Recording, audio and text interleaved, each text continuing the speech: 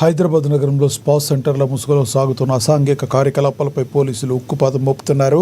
తాజాగా కుక్కట్పల్లి భాగ్యనగర్ కాలనీలో గుట్టుచప్పుడు కాకుండా సాగుతున్న వ్యభిచార గృహంపై సైబరాబాద్ యాంటీ హ్యూమన్ ట్రాఫికింగ్ విభాగం, కుక్కట్పల్లి పోలీసులు సంయుక్తంగా దాడులు చేపట్టారు. చామ్ వెల్నెస్ స్పా సెంటర్ వేదికగా సాగుతున్న ఈ దందా గుట్టు రట్టు చేశారు. నిర్వాహకులతో పాటు పలువురిని అదుపులోకి తీసుకున్నారు. నిన్న సాయంత్రం మాకు 7 గంటలకి భాగ్యనగర్ కాలనీలో నుండి ఒక స్పాలో ఇల్లీగల్ యాక్టివిటీస్ నడుతున్న సమాచారం వచ్చింది. ఆ సమాచారం మేరకు anti human trafficking Cyberabad team plus Kukatpally police కంబైన్డ్గా రైడ్ చేయడం జరిగింది. అక్కడికి వెళ్తే చామ్ బ్యూటీ స్పా అని ఒక పేరు ఉంది. దాంట్లోకి వెళ్ళి రైడ్ చేస్తే అందులో ఒక 10 మంది ఉన్నారు.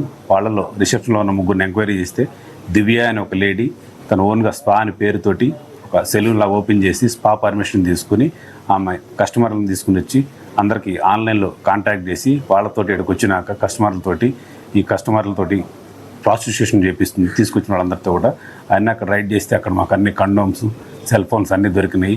వాటి బేస్ చేసుకుని అక్కడ 6 విక్టిమ్స్ ఉన్నారు, ప్లస్ 3 ఆర్గనైజర్స్. ఈ దివ్య, ఆమెకు తోడుగా సంగీత అండ్ ప్రకాష్.